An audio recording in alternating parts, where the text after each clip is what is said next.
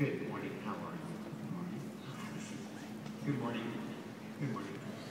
Good morning. Good morning, Thomas. Good morning again. Like I said, I started in real estate in 2001, and I came from a background in corporate America. Xerox is the best example I can give you for, outside sales. And Jason looked at me and goes, you're working 3 times as hard as I'm working, and you're making 1/3 of the money. Come join me in real estate. So we did, and we formed our team not until 2003.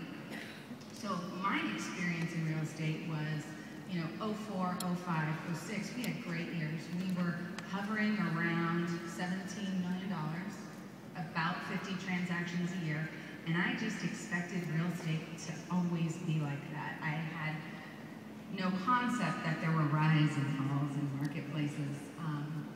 And in 2007, I was expecting our first child, and we planned that I would actually take time off, and we planned, put money aside, expected a downturn in production because there wasn't going to be 2 of us anymore. But we didn't plan enough.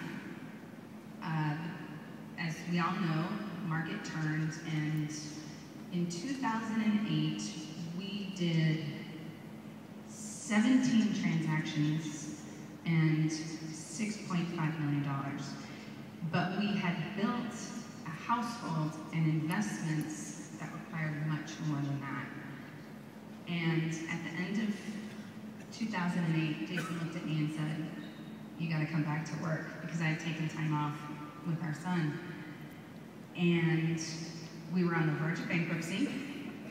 We were $60,000 in debt because, as real estate agents, you're always waiting for the next commission check, and that commission check never came, or when it did come, wasn't big enough. So we had to majorly shift our business and our business model, and otherwise, we were on the road to destitution. Absolutely.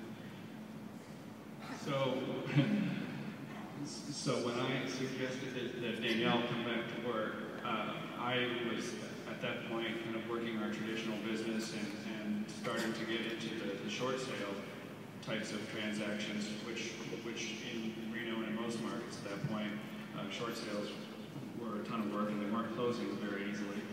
So we needed to add that piece to our business that we thought REO business could provide. But everybody had been telling us that the market was already saturated, that the players were already chosen for those types of listings, and don't waste your time. We moved that year from our previous office over to Keller Williams in Reno, and worked a lot with our team leader, Melanie Kenneman, who has been, her and the rest of the office and the company Incredibly inspirational. Totally inspirational, totally supportive of us.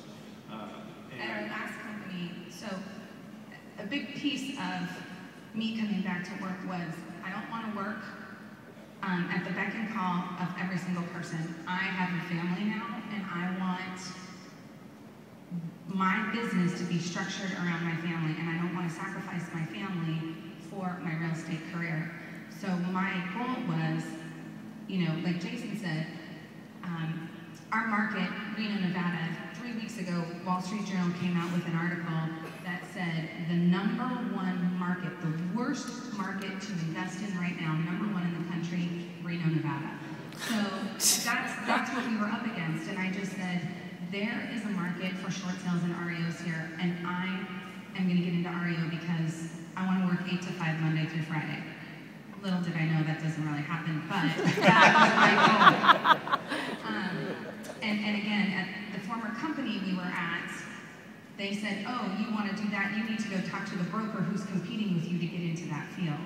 And so at that time, it was, do we continue here, or do we make a change? And that's when we made a change to Keller Williams, and haven't looked back. It's been awesome. And again, every time I went to my team leader or my OP, it was, how can we help you? What can we do? What tools can we give you to help you get where you want to go? We have all this, you know, take what you need.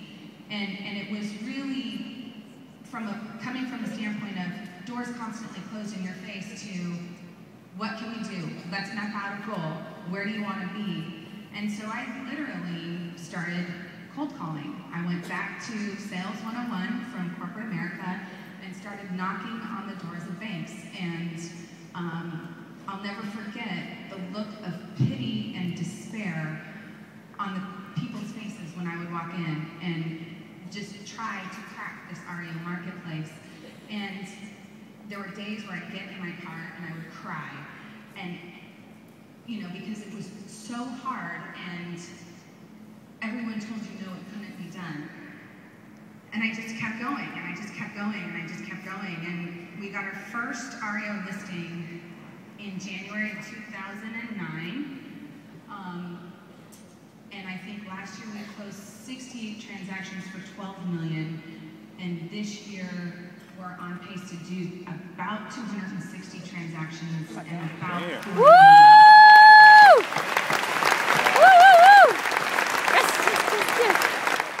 Joe actually talked about yesterday when he was on stage was the Calvin Coolidge quote, persistence and determination, and I actually have that calligraphied in our office. And when you get down, and believe me guys, I've been there, I know, I just want to speak to those agents, like Gary said, it is hard, but when you get focused and you pull your energy together and you come from within a place inside of yourself with persistence and a determination, you can accomplish anything. And you just have to set your goal out there. You know, again, just like Teresa said, we weren't really paying attention to our numbers. Everyone said that, oh, this market can't stay the way it is. I believed it could because that's the only thing I knew. And we kind of turned our heads away from paying attention. You know, I was having a baby for the first time. You have other things that are going on in your lives, and life happens. But again, if you stay focused and you keep your goal in sight and have persistence and determination, you can accomplish anything. I really believe that, and we're living daily proof of that. Just, you know, it can be done. So the interesting thing, you made a comment, and I would ask you guys if it's true, and that is you would never wish this on anyone, but in retrospect, would you undo that it happened? Absolutely not. See, that's the is, and I know you understand it now, is I was going through life hopping this high and fell in a hole that deep. And when you're hopping only this high and a hole this deep, that kind of hopping won't get you out of the hole. You got to learn to hop higher. Yeah. And when you learn to hop higher, you just keep hopping. And all of a sudden, life looks differently when you're high hopping. All right. Thank you. Thank you for being brave enough to share your story. Hey guys, it's me and the Kirbys at Mega Camp. Woohoo! We're having an awesome time. We've got one more hour left, and then you guys have Masterminds with Gary Keller. Yep. But I want to know, how was it today on stage? It was great. It was really an opportunity to hopefully inspire other people, because you can come from a place of nothing, and with the power of focus, having a clear goal, and being persistent and determined, you can have great success. And so that's what we wanted to get to the people at Mega Camp, and hopefully we did that. You did, and everybody's been coming up to me going, are those your agents? They're awesome. How about you, Jason? What she said, and we just have so much to be thankful for, and we're very excited to be here and taking a lot of new ideas away from it. So we're just excited to be here. So good job, Kirby's. We want to see you guys in Anaheim in February or next year at Mega Camp.